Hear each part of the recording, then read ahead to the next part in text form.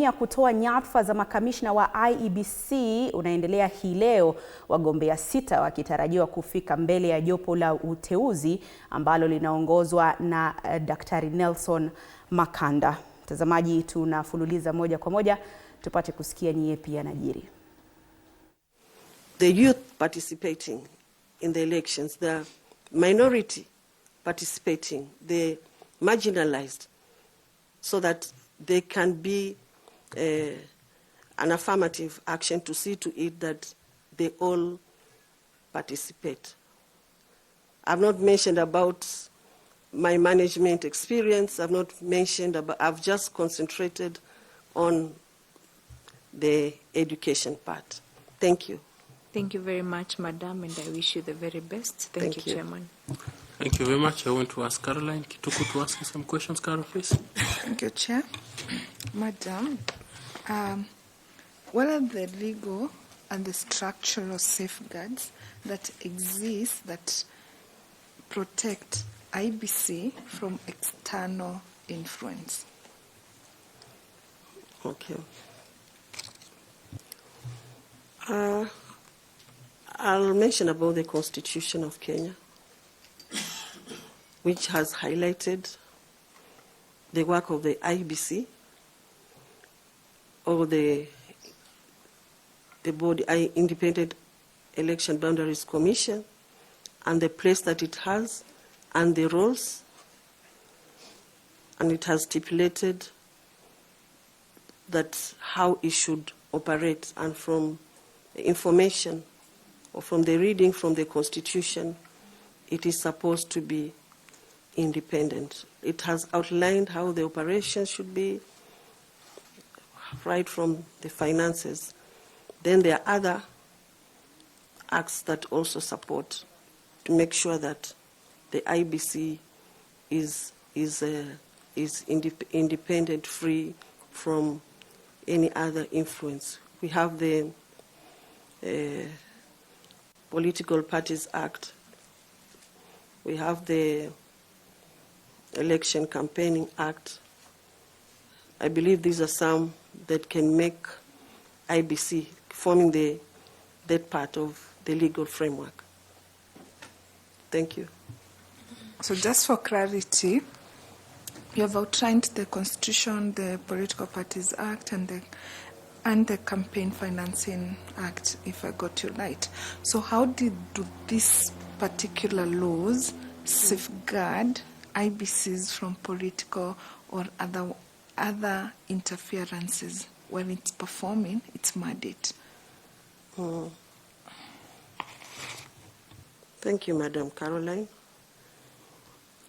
I'll say that the Political Parties Act has, to some extent, or has outlined what the work is for the political parties, actually the registrar and the operations.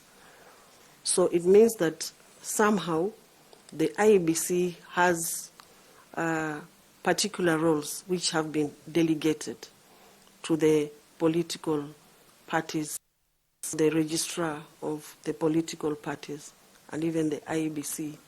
It has IEBC Act has outlined the operations, that how the IEBC should operate, right from the number of members, the operations of voter education, the mandate, etc.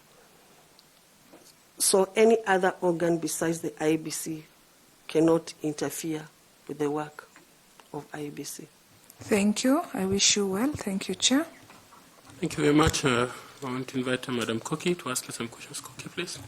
Thank you very much, Chair.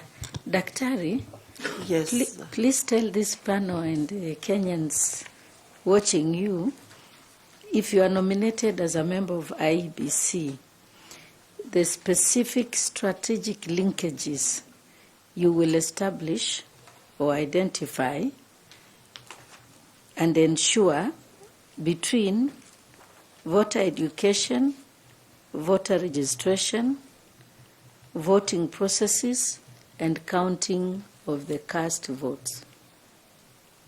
Those 3 processes in the electoral cycle. what are the specific linkages between those 4 processes in the electoral cycle: voter registration, voter education, voter registration, voting processes, and the counting of the cast votes. So just name the linkages and how you will unpackage them and highlight them to ensure we have efficiency and effectiveness in the conduct of elections. Okay. For the voter, sorry, thank you, Madam Muli. For the voter education, the strategic linkages will be linking with CBOs within the various wards. No, the linkages between those processes, not any person outside the processes. Okay. So for me, what is important to start with is voter registration is linked to voter education. But with voter registration, it will encompass or include mass voter registration, informing people that there is mass voter registration. That will be through voter education, and mobilizing people so that they know that there is voter registration through voter education. These are highly linked because we cannot have voter registration without voter education. They are all linked. So in this case, confirming or informing the media, looking for who the media is, and then at the ward level also identifying the people who will be the ward voter educators within the wards, or that is the smallest unit in the constituency. And then in the voting processes, there is a lot of education. There is a lot of voter education because the voters must be informed on how the voting will be actually, even before. But if I concentrate on the voting day, on the polling day, what will be there at the polling station and the process, that there will be identification of their IDs, there will be identification of the biometric voter registration, identification through that, and how they should take the ballot papers so that there aren't many spoiled votes, and that at the end they'll also have marking on the fingers on that particular day. And on the voting process, again, it is linked with the voter education because the citizenry or the citizens of Kenya must be informed on how the expectations, on the communication of how the electoral process will be.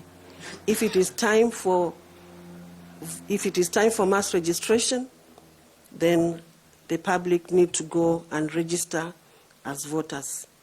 And on the final issue of counting, I believe that in the polling stations, that is where counting takes place. That is the initial avenue in which the counting starts. So through the voter education, the agents, the presiding officers, the clerks need to be informed and educated on what will happen on the actual day of the counting of the votes. And that's what is expected.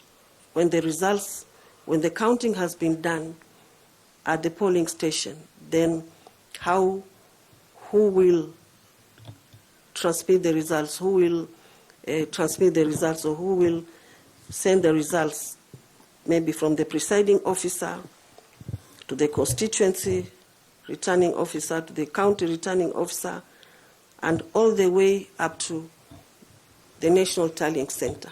So all these are linked. Thank you very much, Daktari, and all the best. Thank you, Chair. Thank you. Thank I want you, to Chair. ask our FCPA to ask you some questions, please. Madam CD, Yes. I've seen in your documentation you were once appointed an accounting officer, which I believe you are still one. Yes, I am. You are. So IBC procurement processes have a lot of vulnerabilities. I believe you must be aware of what has been happening at IEBC in as far as procurement are concerned. Yes. So what governance interventions will you introduce if considered as a commissioner at the policy level, appreciating your role as a commissioner and not a secretariat? Thank you. Thank you, Mr. Tanui. A brief background is that there have been procurement issues in the IEBC, from the procurement of the Kim's kits and BVR and everything. For policy perspective, I believe that we must outline in the policy that the procurement process needs to be transparent. Then